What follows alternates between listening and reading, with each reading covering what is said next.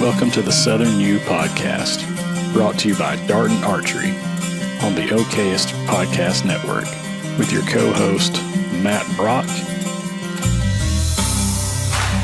Jeremy Ferguson, and Taylor McMurtry.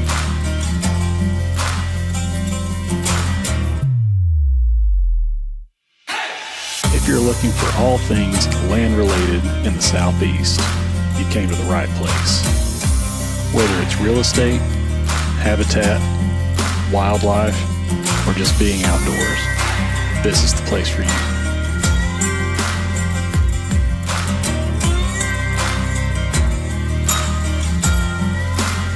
Welcome to the Southern U.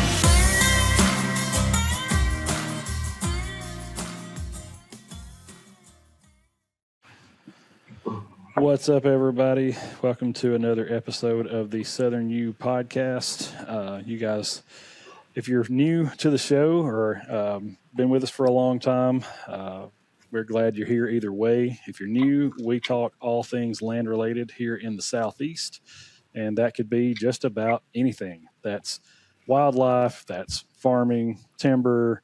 We even talk some real estate on here. So if you own or lease, manage land in the Southeast, this is the right place you want to be.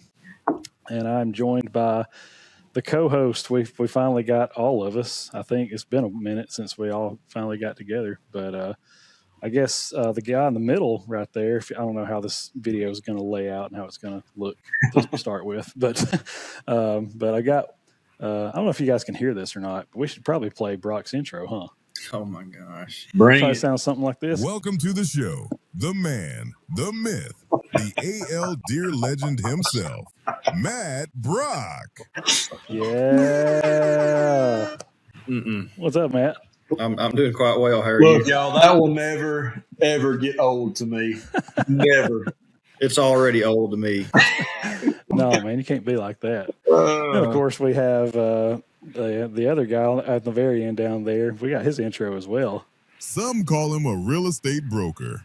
Some call him a wildlife biologist. Some simply refer to him as the Ferg. Welcome to the show, the real estate, cattle, and habitat aficionado, Jeremy Ferguson. What's up, folks? Woo! So, we got Matt and the Ferg on here. And listen, we say this all the time. I go back to my kind of the church roots of saying that every Sunday is an incredible Sunday. It's like, oh, man, it's the best Sunday ever. But the deal is, like, you're supposed to believe that, right? Like, every Sunday is supposed to be a great Sunday to be there, you know? And this is without exception here. We love every episode that we do, every guest we've ever had. All those kind of things are great. But in all honesty, like, this one has the biggest implications of any episode that we've done in the 2 years and some change that we've been doing this stuff. Would you guys agree with that? Probably so. Yeah, I would. Yeah. Maybe because this you've heard us talk for what seems like eternity. Like, I'm tired of talking about it myself, honestly. But you've heard us talk about this big thing that we've been working on and this thing that we've been trying to get off the ground and all this kind of stuff. And today is the day we finally get the opportunity to let the cat out of the bag. And so I'm excited about it. I think Matt and Jeremy are as well. Something that all of us have worked really hard on, and it still is probably in some early developmental stages, but we're finally got it to a point where we can launch it and tell all of you guys about it. So do one of you guys want to do the honors of just kind of initially getting it out there of what it is? Or Jeremy, you go ahead. I got to let a dog in. Just break. He's going to tear down the back door. It wouldn't be a podcast if things weren't going haywire. No, and look, what we are talking about, and I'm sorry, I am fishing burn debris out of my eye still because I've been burning today. Woohoo. And today and the next few days is precisely why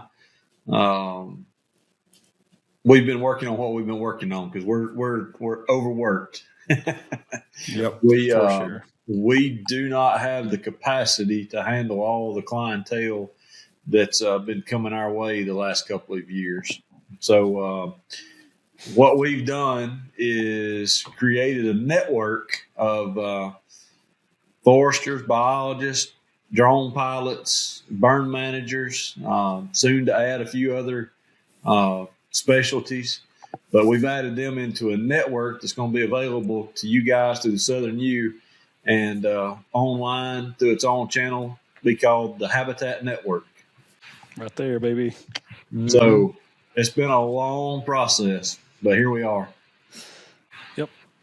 Yeah, and so yeah, it's called the Habitat Network, and just to kind of, I guess, piggyback off of what Jeremy was saying is, our specialty and what we feel like, our experience level is in the Southeast. Not that you guys couldn't go do consults elsewhere, but you guys know this part of the world. That's where you've built and kind of cut your teeth, so to speak. And there's a lot of people, and I am learning this just in the time that we have been doing the podcast. I had no idea how many people out there own property and how much work there is to do to maintain for successful wildlife, habitats and landscapes. I don't know. I guess I was just kind of oblivious to I'm sure there's probably some really wealthy landowners here and there, but apart from that, how many people could there be? How many people across, the state of Alabama, just for example, could there really be that are in need of habitat network? Well, or habitat work.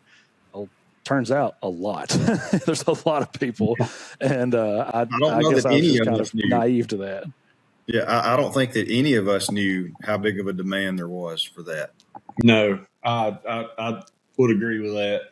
And it's been awesome. We're having a blast with it and doing all the work, but all the work that we can handle, and we've been passing off to folks like Bray and Cody that you see here on the channel from time to time, and we really wanted to formalize that and start working with other people across the Southeast. So we've added some folks in the network from Arkansas. We've got folks in Georgia, Tennessee, folks that'll be working North Florida, Mississippi. Don't have anybody in Louisiana yet, but we're headed that direction. So yeah, and that's another thing too, is that before we kind of get too deep into what exactly that network's going to look like, the thing that I want to make abundantly clear to you guys who may be listening to this and may see this at a later date, please be patient with us, because this thing is far from complete. It's not a finished project. We are adding professionals to this network every day. And so there is a chance that, depending on where you are in the Southeast, if you were to be looking for somebody in your area, there may or may not be someone in our network that services that area for what you're looking for. But there soon will be. We are adding guys to that as we progress, as we go on. And so if you will just please be patient with us. We are trying to do a couple things. We're trying to make sure that this makes sense both for the professionals that are a part of the network and for the subscribers or the users that would be looking and utilizing their services. So in doing that, we got to be very, very careful and really vet these professionals and make sure that they are who they say they are, that they're going to do what they claim they're going to do. And because we don't want to refer people that are, bad guys. I mean, I don't know any other way of saying that, but they know how to do what they claim to do, and they do it on time, timely manner, and someone's not going to charge you an arm and a leg, and all those sort of things. So it's a very long process of vetting these people and making sure that we got the right people, as a part of this thing. Because if we start out with the wrong people, then that could be detrimental too. So anyway, That's I say right. all that to say, just be careful. I mean, be careful, be patient, because we are trying to be careful. We're trying to be cautious in who we bring into this thing. So we want you guys to have a very good experience, and we want the professionals to have a good experience as well. So, before we kind of jump into some questions and stuff, you guys got anything you want to like throw out there, add before we get off in the weeds? I don't think so. I think I'm good. My brain is pretty smoked up today. Literally. Yeah, I don't know how much good information you're going to get out of either one of us. No, I'm just realizing that my face is about as red as a baboon's hind end. And Yeah. I feel it. That was funny. Well, yeah, I mean, I guess before we jump in, I know we normally do shout outs. You guys got anybody you want to shout out before we jump in here too? I'm kidding. Absolutely. I got to give a shout out to Mr. Cody Green, Uncle Corey, as we call him lovingly, and my nephew Colby. Cody and Colby's tough to keep straight when you're screaming at people. Yeah. We had a very, very challenging burn today with the wind. As our good friend Mr. John Stiver said, but every day's burn day. Mm-hmm. We had a 100-acre stand that we really, really needed some wind to push the fire through because it's very, very moist soil right on the Tennessee River bank. And we had the wind today. You did. We worked our end off keeping fire from getting out of where we wanted it and keeping it where it's supposed to be. But had a successful day, successful burn. Those guys were instrumental in helping me get that done. I mean, we were running backpack blowers almost nonstop since we lit the fire this morning, trying to keep flashes down around the roadsides. A lot of dry debris on top of the ground, but standing water. If you guys hadn't ever burned across a duck pond that's standing in water, but the fire goes all the way across it, pretty entertaining. You can do it with 25-mile-an-hour winds. Yep. So, Man, Colby was just kind of standing there like, it won't burn across that. I'm like, yeah, just watch. Just wait. And, when it got there, she never slowed down. Yeah. But yeah, big day today. Appreciate those guys. for sure. Matt, you got anybody? Not really, Taylor. Man, I'm just surviving. I'm just here. I'm so glad we can launch this network because I've been working 6 a.m. to 9 or 10 p.m. 6 days a week, sometimes on Sunday, just to try to keep up. And I'm still underwater. So now I have had several folks that have been willing to help and get some things done. So really too many people to shout out. But yeah, we're running and gunning, especially right now during burn season. Yeah. Sure. Well, I'll give a quick shout out to Alan Connor. Y'all know he's been on the podcast with us. I think our 4th episode, I think is what it was that we ever did. Alan came on and we were just talking about bow hunting 101. If you guys don't know who Alan is,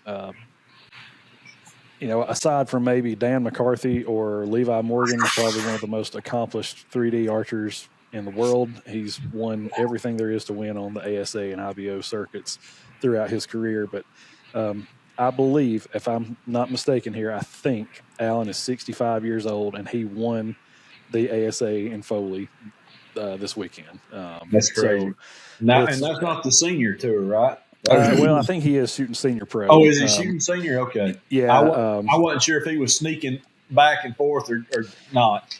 Depending on the organization, sometimes he has to shoot down, sometimes he has to shoot up, just whatever. But I think ASA he's shot senior pro. But yeah, I mean, Gotcha. He says all the time that he's not what he used to be, but I mean, then he goes out there and spanks everybody, you know what I mean, on the first turn of the year. So shout out to Alan, man. Great mentor of mine and somebody I look up to a lot. So congrats to Alan, and appreciate everything that he does for us on the podcast as well. Having said that, we'll jump right in, guys. Let's just start with the problem. What was the problem that you guys, especially, because I say this almost every episode, I'm not a biologist, I'm not a habitat professional by any stretch. I'm just a media guy, and I'm a marketer. So what problems were you guys seeing in that habitat space that led to kind of just getting the wheels turning on, hey, well, what would this look like? What if we had a network? What led to that? Being overwhelmed with how much work we had was a leading aspect to that. But I think all three of us have talked this through a lot. Not the Habitat Network was not something I hatched out on my own, but something similar, very much so. When I left Soterra in 2014 and started working for the department, I had kind of tried to figure out a way to build a consulting network a little bit. When I was, between Soterra and the department, but just didn't have any idea, didn't know the right people, how to expand and grow a network of trusted biologists, foresters to do work, throughout Alabama, throughout the Southeast. And honestly, I just kind of forgot about it. But, when we started this podcast, Taylor, you actually brought it up just from an advertising standpoint for me, from a land sales side of things. Just you pitched doing a podcast. And so the podcast turned into this. And I knew I wasn't smart enough. And you and I didn't have enough brain power between the two of us to do what we need to do, and we beseeched Matt to join up. And he, I don't know what kind of brain power you got out of me, but somehow we talked Matt into joining our little fiasco here, and man, it's taken off from there. But just from the network side of things, I don't want to speak for Matt, but I am a little bit, and let him follow up, is that we've had a lot of big landowners that we've been working for consistently, but we were getting bombarded with NRCS contracts, smaller landowners that were wanting jobs that we just couldn't do, and we didn't know anybody to send them to. Not anybody that we trusted to give them the level of work, care, and expertise that we would expect from somebody to send them that way. And so we really dug in and started researching other consultants. Of course, we knew some, and a lot of them aren't part of the network because they can't handle any more business. So what we've done is gone out and vetted some folks that are, I'm not going to call them new, but they're not as established in the consulting realm as some of the others, and as we are at this point, and trying to bring them, along with us, so that we can send clientele to people that we know and trust are going to do good quality work. I've got to go back. I got to go back several years to kind of give the background of how I arrived at where I'm at today in the private sector. Jeremy was actually my supervisor when I worked for DCNR in the private lands program, and we were providing technical assistance to landowners, several times a month, and I saw a tremendous need for consulting. And it didn't just stop at consulting, because, the state biologists, they provided a free service where we would meet with landowners and they would provide us their objectives and we would try to help them achieve those objectives. But our job ended there. That's right. We were not able to line them up with contractors to do the work, oversee the work. And my wheels just got to spinning. I'm like, you know what? There is so much demand for that. I think I could do well at it. Been managing public land, in the state of Mississippi. A little bit of background with the NWTF, managed public and private ground. With the state of Alabama, I was confident in what I was recommending. Had been doing a lot of management on my own property as well that was highly successful. So, I just took a leap of faith back in February of 2022, and here we are 4 years later. And I've got more business than I can keep up with. So I'm excited about the network. I think we've got some good folks in the network.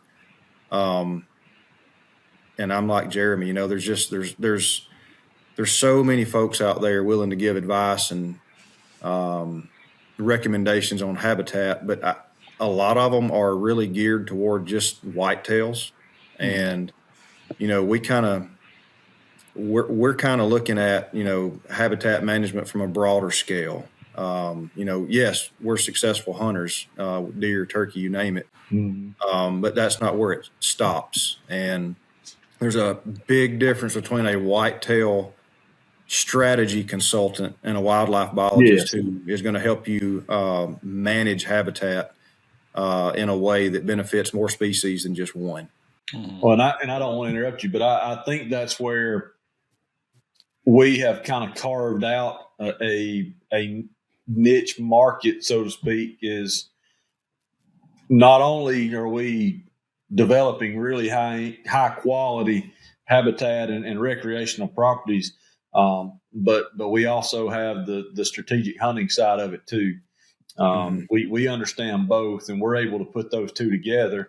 And with even some of the other folks that are in the network that you'll probably never hear much about them because they work for us.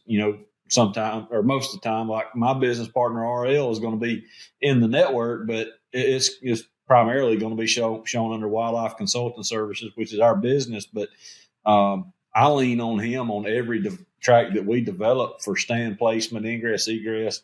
I mean, because he's just got that bow hunting mind. So I think that's important for us to put out there is this isn't just a we'll set up your habitat, we'll give you management recommendations, but we can set it up for hunting as well, and we have the access to the tree planters, dirt movers, the whole nine. We're not going to hand you a plan and then walk off and expect you to implement it. Now, if that's what you want to do, that's fine. But we can set up all of the contractors from dirt work, lake building, logging, spraying, tree planting, the whole nine. There's not really a service in this industry that we're not going to have folks that can handle, and very trusted folks.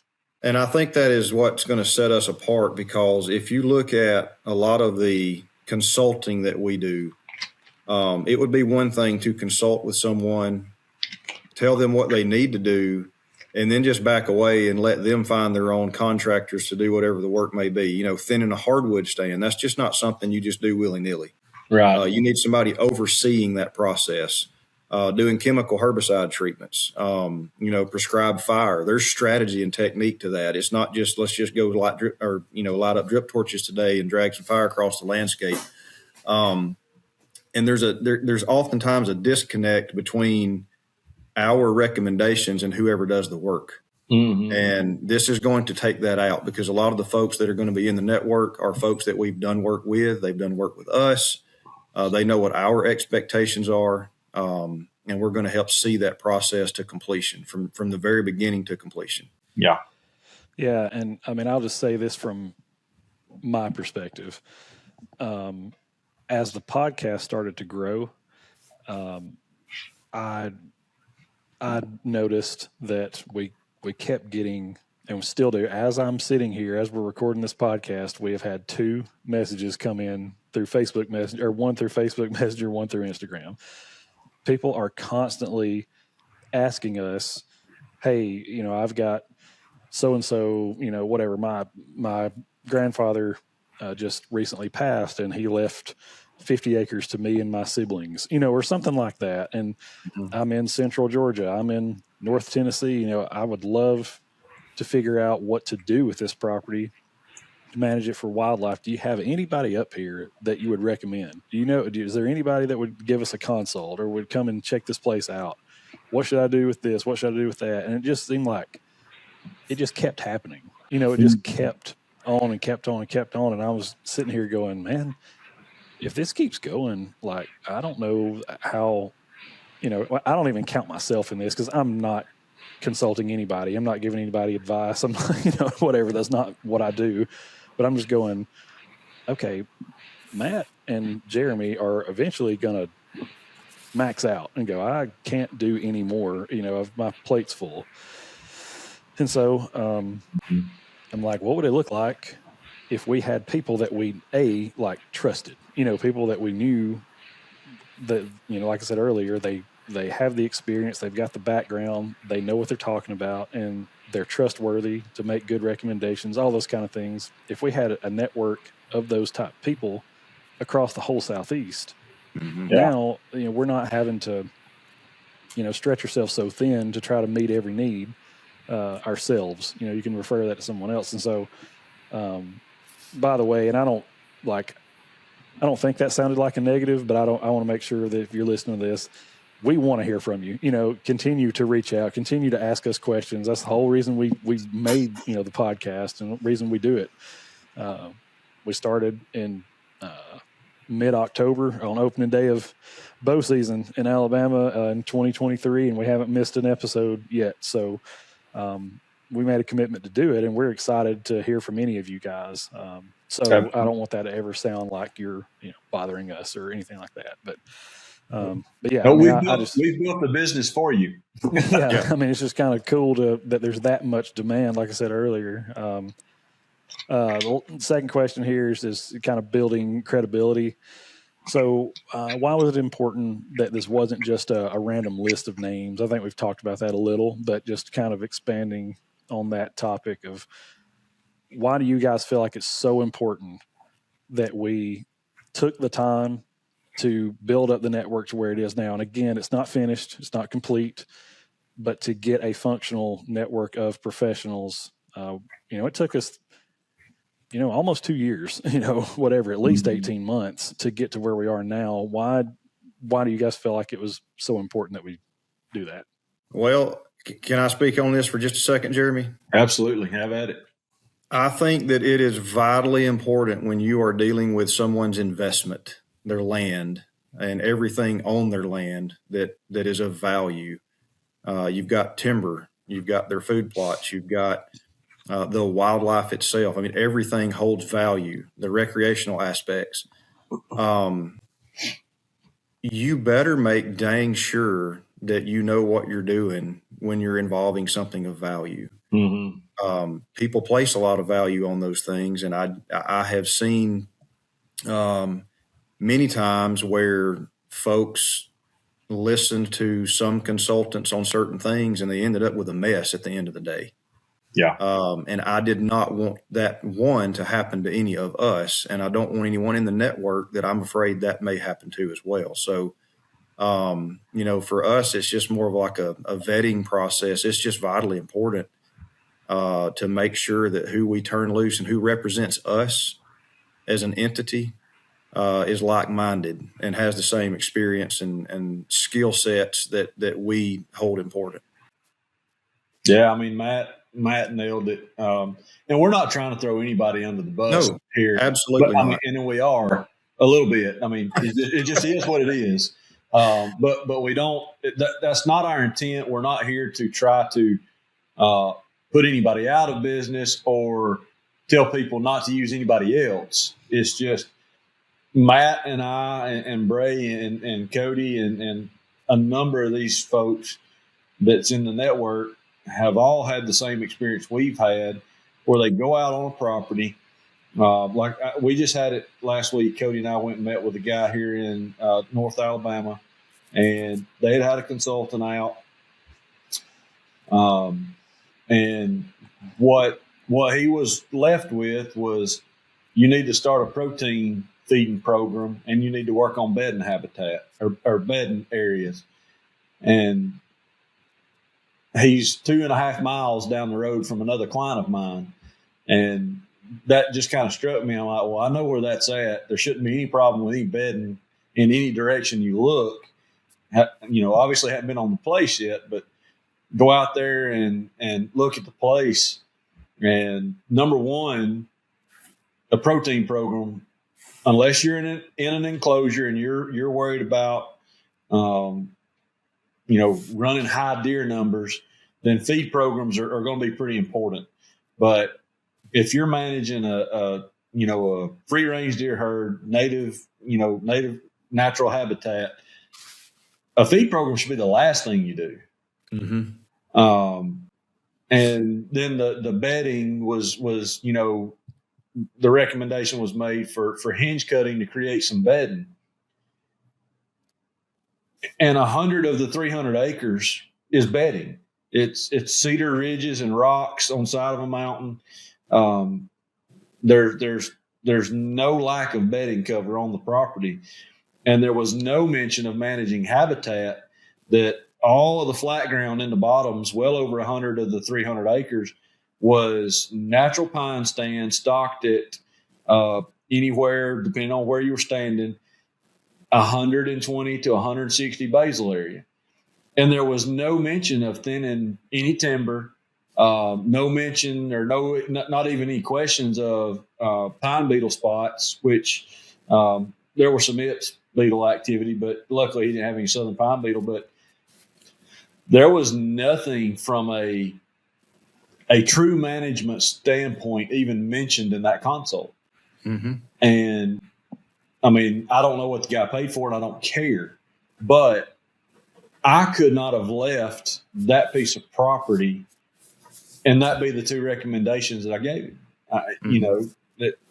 And we run into this quite often where you just get these cookie cutter, do some hinge cutting and provide feed. And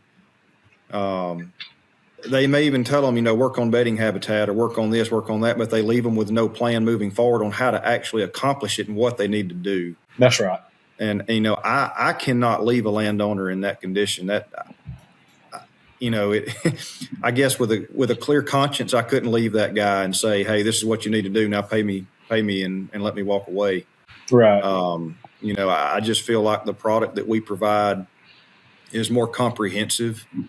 And if you think about the diets of, no matter what game species you're talking about, you're not going to neglect habitat and throw enough feed on them, whether it's deer, turkey, quail, ducks, you name it. No amount of supplementation is going to replace quality habitat management. Yeah. And, that's one reason my business is Habitat First Properties. We tackle habitat limitations first, see what you have and where you want to be, and then I'll help you get there. Then we can worry about everything else. That's right. But, and I hope that we're going to provide biologists and foresters with the same mindset. That's the whole idea. Yeah, I mean, we will. That's the point. We're going to. That's right. That's right. Yeah. Well, and I've heard you guys talk about this before as well.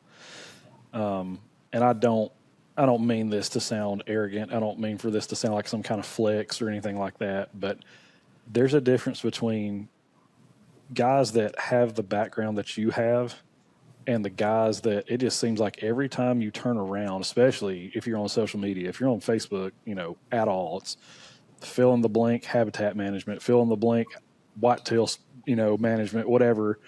They just seem that they're popping up all over the place. Yeah. And, in the most respectful way I know how to say this, there's guys that, have killed some big deer and a lot of big deer. I mean, guys that have killed some stud deer. Yep. And have access or own a piece of equipment like a tractor or or something like that. And all of a sudden now they're a habitat specialist. Mm-hmm. And look, this is America. It's a free country. If you want to start a business, go start you one. That's fine. Yeah. And if you provide good work, we'll recommend you. But it's got to be good it's work. Not a no. It's not like you. Yeah. Yeah. Like we're not trying to exclude. We're not trying to exclude anyone. No. We're trying to provide the best that's out there. But we all know of the guys who go, I've killed a few deer. I've got a tractor. I'm trying to make a living out of this. You know what I mean? And there's some out there that maybe aren't quite qualified just yet, to do that type of stuff. And again, that's not trying to throw shade or, flex on anybody. It's just the reality of what it is. And to try to make sure that these people are taken care of, the guys that are reaching out and because there's a whole lot of just kind of, I call it mystery, you know what I mean? Just around habitat management. And who do I call? What should I do? You know, I mean, even like you said earlier, they may give you some recommendations of what to do, but then it's like, well, okay, great. Well, you told me to burn. Well, who burns around here? Who should I call? You know, or Yeah. you need your timber thinned. Bye.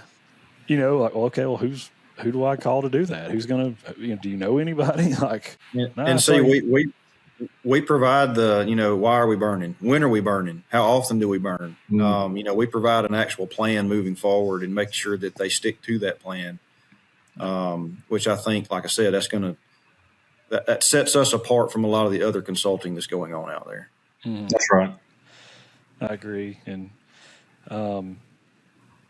so I guess just kind of going from, we've talked about the professionals. Now let's talk about the user or the subscriber that would be, you know, kind of like utilizing the services of these professionals. So I want you guys to maybe talk a little bit about who would the ideal or the perfect member for the Habitat Network be from the user's perspective. Is that, you know, somebody that, you know, you got to have 500 acres in your possession, or can it be someone else, you know, that has 30, 40 acres? You know, is that okay? Does it make sense for someone like that to join and subscribe to the network? Or, you know, just let's kind of talk about that a little bit. Yeah. I mean, as long as, and we're not trying to exclude anybody by any stretch, but it's going to make more sense for you to be a landowner on your property and or lease from a private individual that's going to give you some leeway on doing some actual management practices on the ground. Mm-hmm. You know, this thing is not tailored toward, you know, folks on public land. It's not tailored toward hunting clubs and leases, unless you have the autonomy to make land management decisions. Yeah, and I think that we need to go ahead and just make that distinction, because I think that, you know, as our reach has increased on Facebook and other social media outlets, you know, we take an absolute ton of heat for promoting management of deer into the older age classes. Or, you know, we may say something that just really seems to set folks off. And I don't know how anybody can live a life so irritated to publicly comment on some of that. I mean, like, you know, you can say something about killing 4 and 5 year old deer and people just get irate, and they get on there and start cussing with these rants about, I'll kill whatever I want to and I'll do this. Look, listen, we are managing property and land primarily for folks who want to kill older age class deer. If that upsets you, we may not be the group for you. Oh yeah, but definitely not. But with that said, if I get a call tonight and somebody says, hey, I own 5,000 acres, we want to kill the piss out of deer, what do we need to do? I'm going to help them kill deer. That's their objective. So, you know, I don't exclude anybody. I do think that the majority of our clients, one thing they all have in common, whether they just want to kill deer, they want to kill mature deer, or whether they just want to watch butterflies, most of the time they're conservationists, and they are truly concerned about managing the habitat to improve wildlife populations, whether it be songbirds, butterflies, squirrels, rabbits, deer, turkey, you name it. I think that with the background and the history and the knowledge that we have managing habitats, we can do that. You know, we're not just focused on white-tailed deer or just eastern wild turkey. We can do it all. Mm-hmm. Yeah, and have experience doing it all. Absolutely. You know, back through other portions of our career. Like I, you know, not that I don't want to do deer or turkey work. My favorite thing to do is work for quail. Love mm-hmm. it. You know, thinning big pine stands down to a 30 basal area, and you know, promoting that native vegetation come up out there and fire rotation. I mean, that's really where I'd love to operate, but we don't do a lot of it because there's not a lot of people, you know, managing for quail up here in my part of the world. There's a few, but not a lot. So, you know, definitely the bulk of our clientele is going to be focused on, as Matt mentioned, mature deer and, you know, quality turkeys. But, you know, there's folks that we've worked for in the past that, man, they didn't care anything about hunting at all. Mm-hmm. I've done several jobs up here in North Alabama, where all the people wanted to do was to rid their property of invasive species. So, they didn't care anything about hunting. I'm great with that. I don't care. So project's a project, especially if it's a fun one. But you had the expertise and you had the experience to see them through that process. Whereas, just any old Joe Blow habitat or whitetail consultant would not have been able to provide that. No, and that's right. So I guess the one thing that's going to set us apart from those folks is we're not nearly as niche as they are. Mm-hmm. I mean, there may be times that some of those folks are working for us where we don't have the time to do property setup. Mm-hmm. I don't. No. I could, but I don't have the time to meet with clients and tell them, here's how you need to approach your stand. Yeah. Here's how you need to do this. Here's where your stands need to be. And the reason why I feel like I'm having a greater impact on conservation and habitat by doing the other things. Right. But that is something that we, RL does that, Cody does that. So it's not like we're leaving a category out. And there'll be more folks that join in on that side of it. So I think that's what's just going to be so different about us is, one, we're not just providing you management plans and walking away. We'll actually do the work and or set you up with the contractors that can do the work. And we're not going to be nearly as niche. We're not just burners. We're not just deer folks. We're not just turkey folks.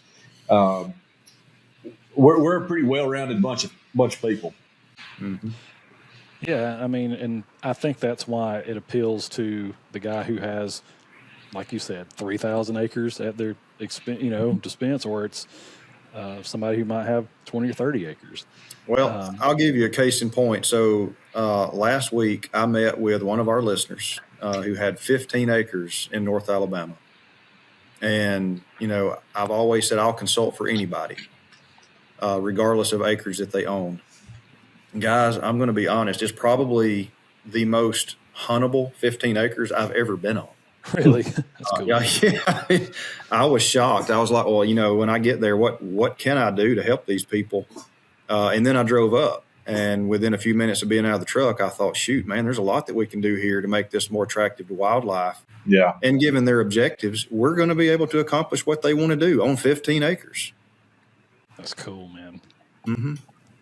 Yeah, that's awesome. I mean, just having the opportunity to work with just a wide variety of landowners and even guys who are land managers, maybe they don't own the land, but they, like you said, have a say-so. They have the authority to make some decisions to impact, the changes or manipulate landscapes and things like that. It's pretty cool. You get you may get guys like the property there in Coleman County, where all of us were on that place for a little while and checking out what was going on there. And then you may get, a 15-acre place like that where you're surprised, like Matt said, heck, man, as soon as I pull it up, there's a lot we can do with it. So, yeah, that's pretty cool.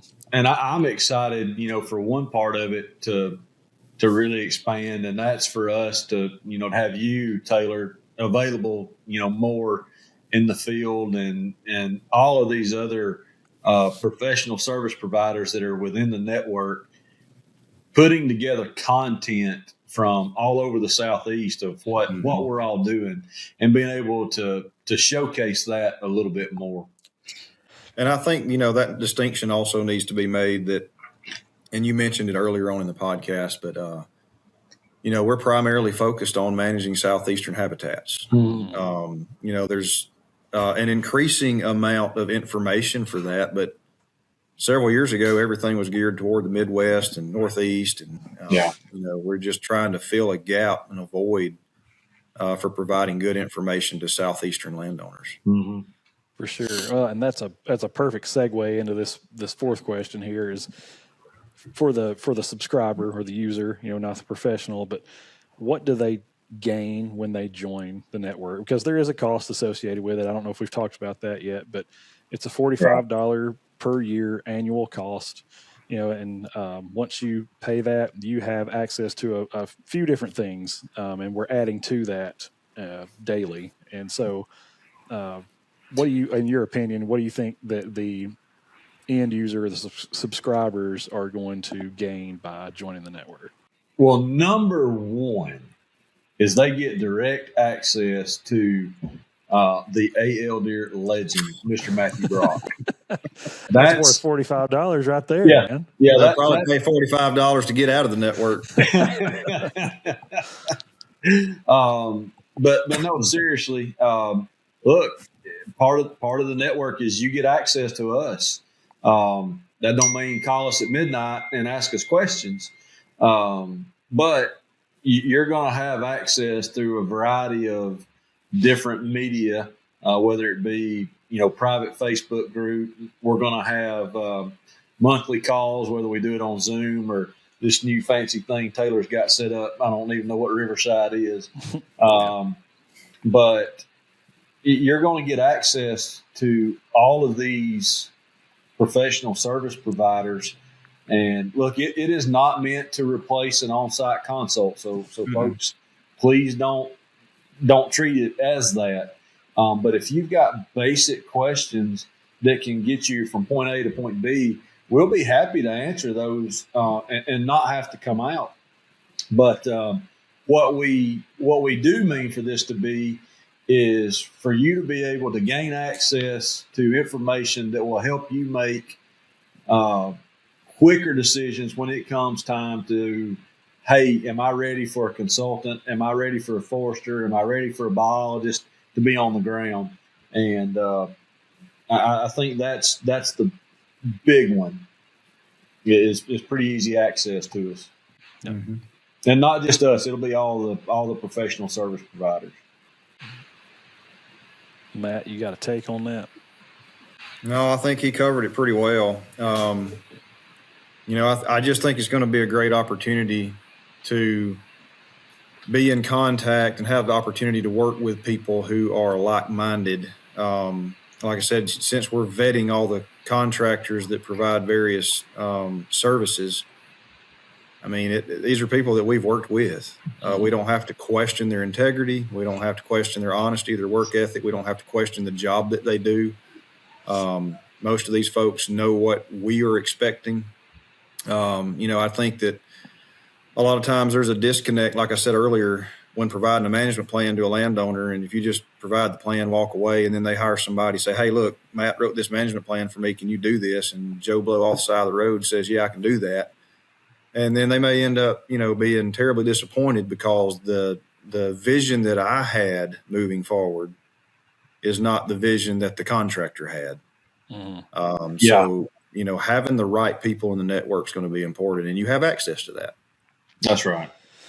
Yeah, and I mean, I would say above even just having access to the professionals. Jeremy mentioned a private Facebook group that once you join, you'll be added to that, along with all the other subscribers and the professionals as well. So I mean, you can kind of throw in general questions in there and stuff, and have guys that are part of that network to help answer those questions. There's going to be a growing media library where we're going to be putting out video content, whether that be out on burns or cutting timber, planting food plots. I mean, whatever it is that these professionals find themselves doing, they're actually going to be kind of helping supply us with some content. And in turn, the other thing that I'm particularly excited about is that we're actively trying to promote other professionals too. It's not this. I'm afraid that whenever we were getting rolling with this thing, it is people were going to see it and go, "Oh man, they're trying to build themselves up even higher, or even make a big deal out of themselves." And it's the exact opposite. Like these guys can't take on any more work. Like it's just what I mean. That was never the goal. The goal was, how do we get people that, like Jeremy said, hey, maybe they're new or at least new to the business side of things, could have worked for state agencies or something like that before, but how do we take these professionals and help promote them, help to elevate them and help grow their business, and while meeting the needs of other, other landowners in the South. So that's one thing I'm particularly excited about is being able to do that. But obviously, there's going to be blogs that are written by these professionals that are going to be sent out daily, or not daily, weekly. That way, you have kind of some fresh perspectives on a plethora of different topics and different things. It could be seasonal type things, or it could be stuff that's just kind of off topic and stuff that maybe things that we're not all thinking of at that particular moment. But there's going to be a whole lot of stuff comes along with that. And then, like I said, we're also adding some new things to this. At some point, we want to get to a place where the subscribers are given access to some discounts on select gear, whether that be management gear, hunting gear, whatever. We're just kind of in the beginning stages of that. We don't have it mapped out, hammered out yet, but there's going to be a whole lot of advantages. The main one just being access to knowledge and access to experts. But there's going to be, like I said, media libraries. There's going to be blogs. There's going to be a lot of reasons to join other than just that. So. And we're going to be doing, don't know how many, but we're going to be doing a series of in-person events as well on an annual basis. Mm-hmm. Now those won't all just be here in Alabama. They'll be scattered across the Southeast. I don't know. Right now we're kind of thinking at this point, jumping off at 2 a year, but I kind of see that expanding. Because as we've talked about it with other industry professionals that are in industries that kind of parallel ours or are starting to work their way into our industry, are wanting to jump on board and do a lot of different things. And look, this is all strictly educational. All this information that we're trying to throw at you.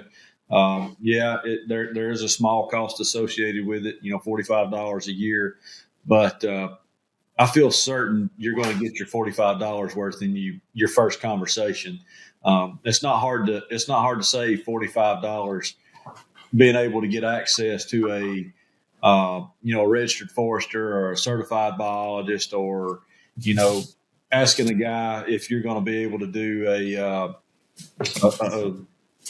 population survey with a drone, and he may say, hey, it's not the right time, and somebody else might have just took you up on it and did it, even though it shouldn't have been done at that particular time. So I feel certain we're going to bring ample value to you guys as the consumer with that pretty small cost there. Yeah, and I also think too is pretty cool. One of the professionals that's a biologist and a certified burner, he had just on the phone. We're talking to all these people, and he just mentioned how excited he was to be in a network with other professionals too, because he was like, man, I'm starting my business. I mean, I think this guy actually has a master's degree, if I'm not mistaken, knows his stuff, but he was Mike? just. Yeah, Mike. He got his master's, and he was like, man, like I'm just excited to be able to talk with other professionals and just kind of bounce ideas that may be in a slightly different region of the country, or not, you know what I mean? Like if he's in deep South Alabama, or if he's in, somebody else is in like North Georgia or something like that, they're talking. Get them outside, please. I think Taylor is absolutely oblivious to the poodle fight that's going on behind Brock. I heard something. I don't know what was going on, but it's just kind of, anyway, what I was getting at is that he was excited about just being in that with other professionals and being able to kind of bounce ideas off of them as well. So kind of, it's kind of like an iron sharpens iron type thing. So exactly right. One thing here, I know we kind of touched on the live access, or live event type stuff that we be doing monthly. I guess, can we just talk a little bit, just briefly? I know we're kind of getting to the end of our episode here, but why did we feel like that was a need to do that, make that part of what the subscribers would have access to? As Matt is fighting for his life over there. Is that dogs fighting over a bone, or is that your kids fighting over a bone? Y'all need to just move on with the conversation. Gotcha. Well, I mean, from my gosh, now my mind's shot too, and it don't take much. Not today. Taylor, repeat what you just asked, please. Why was the live, Oh monthly live yes, stream stuff? okay. Why is that such a big deal? I'm back with you. I mean, this is just my opinion of it. Is I think having some live interaction, just back and forth, fairly consistently keeps folks from getting stale and keeps projects moving forward. And may you lose a lot of context back and forth on social media, emails, and even some phone calls. But having us and other professional service providers and folks that we have worked with or currently working with all collaborating together, on a monthly basis, I think it's just going to allow people to pick up more fluidly. And we may not even think that something we've said is very important because it's just something we talk about every day, and we may miss something that one particular landowner that we've been working with may have blown his socks off, and we didn't think anything about it because that's just what we are kind of used to seeing occur. So I think getting people together, getting some interaction that's not just behind the keyboard. I know it's going to your computer, but you're able to see and talk, and I think you get a lot more buy-in that way. Mm-hmm. Sure. Yeah, I mean, I think there's it's like email or text. There's sometimes you lose nuance, and context when when you're trying to read a text or read an email, something might come across and you don't quite grasp the full context of what they were saying or meaning. And I think just having once a month go live. Let's just ask questions, man. Let's just talk. What stuff That's you have it. going on, and what part of the country are you in, and let's just talk about it. And figure out, whatever. I'm looking forward. Honestly, this is kind of just a, I don't know, silly, immature part of it, but I'm looking forward to doing those during deer season because I want to hear everybody's deer stories. Absolutely. To talk about what went into taking that particular buck? How long have you had him on camera? And, did you change things up? Just whatever. I think just hearing that kind of, campfire stories, type things that you hear at deer camp all the time, hearing those from everybody, be pretty cool. Well, and we, as professionals, we do so much that I think we take for granted because we're out there doing it every day, and we forget that some of these small things that are taking place are very big to landowners. Mm-hmm. And just being able to, for folks to talk through that and ask questions about, well, why did this happen on my place? So heck, somebody in the group could come up with a question or an answer that, Matt and I hadn't thought of. But all these different service providers too, being all over the Southeast, they're going to be doing a lot of different things.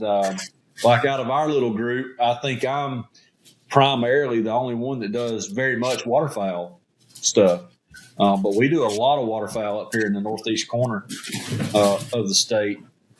And so, having some folks come in that, know even more than I do about waterfowl management and building impoundments and whatnot, that's coming.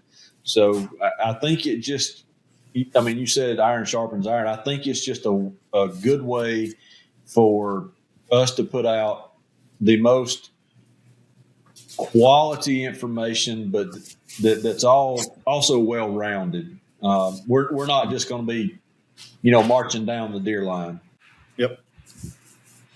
For sure. Well, with the last thing here, this was kind of one I threw in at the last minute, but let's do a little vision casting. And where do you guys hope that the Habitat Network is, 3 years, 5 years from now? I mean, what's kind of I won't say the end goal, but what's the intermediate goal maybe for that time frame?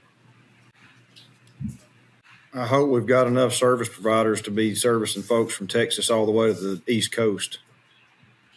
Yeah, And I think we're going to get there. we are.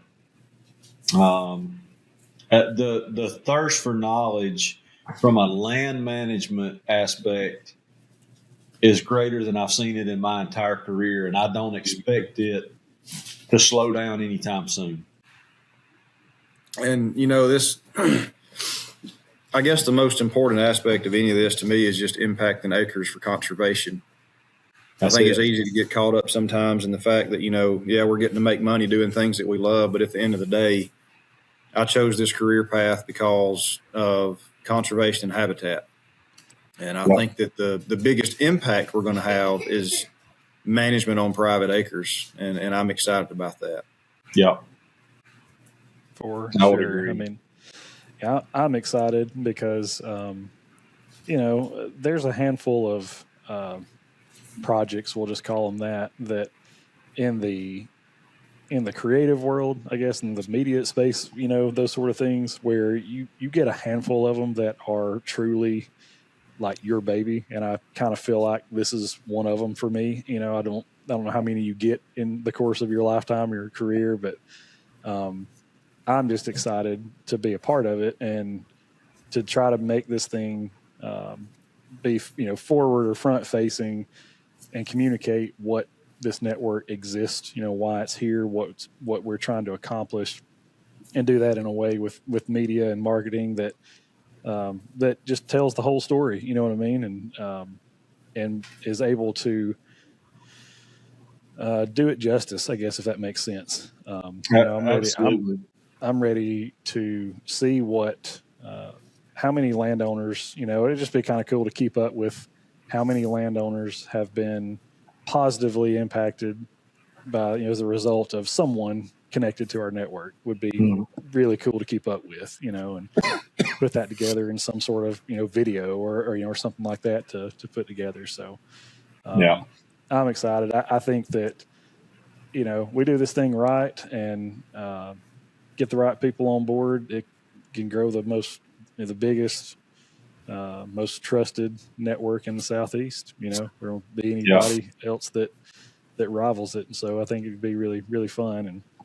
And as we again start to put this out there for the world to see, I would ask listeners, you guys that have been on board and been following us for a while now, please, please, please share the Habitat Network content when you see it. If you see anything that's out there, because we're gonna have a new set of media for this, like new social platforms. So even though we've got however many thousand followers we've got on Facebook and Instagram and that kind of stuff, we're going to essentially start over with a new thing. So we need you guys to, if you're following us, the podcast, please go follow us, on the Habitat Network.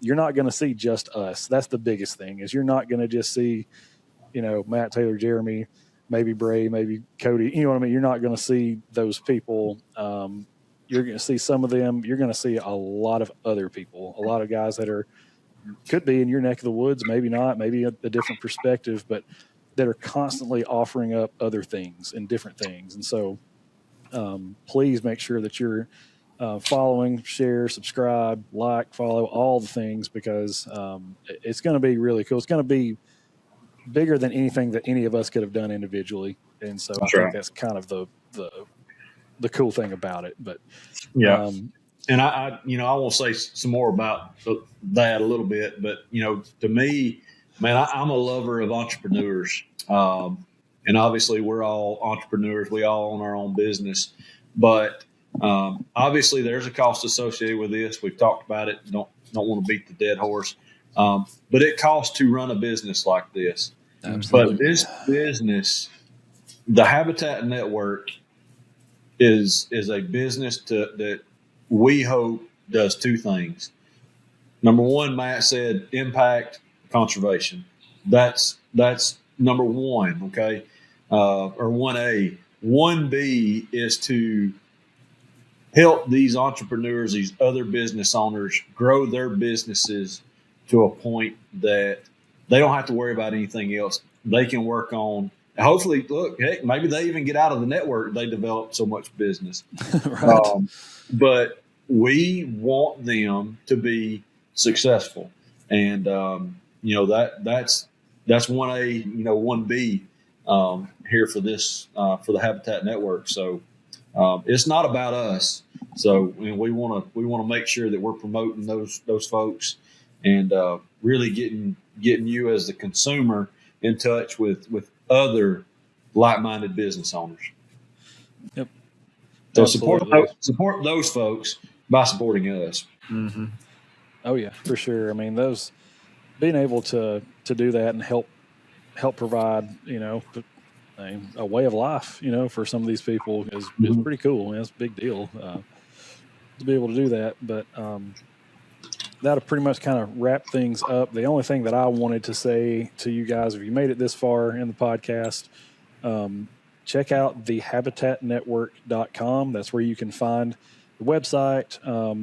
If you get signed up, you're going to be able to, like I said, have access to the private Facebook group, monthly live streams, media library that's being built. Again, that's, we're adding to that every day, weekly blogs from these professionals, all those sorts of things. And again, we're hoping to add to that. We're hoping to bring even more value, even more things for those of you who join it.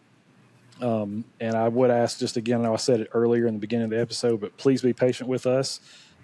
If you happen to log on and you're looking for an expert, you may not see someone in your service area, in your neck of the woods immediately. Just please be patient. We're adding people to that and trying to do that as fast as we can. But I think it's more important that we get it right from the jump and don't just throw people in there that we've not vetted. So that's right. We're going to do the best job that we can there. And I am just from the creative media side of things. I want things to be perfect. Like I want things to look good, and I want them to, everybody, the end goal to be the professional to say, gosh, I'm so glad I was a part of this network. It got me so much business and helped me establish myself. That was a really good, investment on my part. And I want the end user, the subscribers, to say, man, I'm so glad that I joined this network. I gained so much knowledge, and I got hooked up with guys who did me right, and did what they said they were going to do. That's right. If both of those things happen, I feel like I've done my job, but I'm just looking forward to seeing what this thing turns into. It's been a long time coming, and I know we've all worked hard and tried to spur it along, and it's kind of crazy to even think that it's here. So I'm so glad. No more sleepless nights about at least getting launched. Yes, I know. Website now bugs. Matt and I can have sleepless nights about how are we going to get all our burning done before. Yeah, that's already started. I'm already losing sleep over that. I know. So, yeah, Cody and I are going to attempt. Of course, big property, big fire breaks, everything set up, but we're leaving out in the morning and going to attempt in the next 2 days to get about 700 acres done with just me and him and maybe one other helper. It's going to be a 48-hour dash of no sleep. Mm-hmm. We're not leaving the property.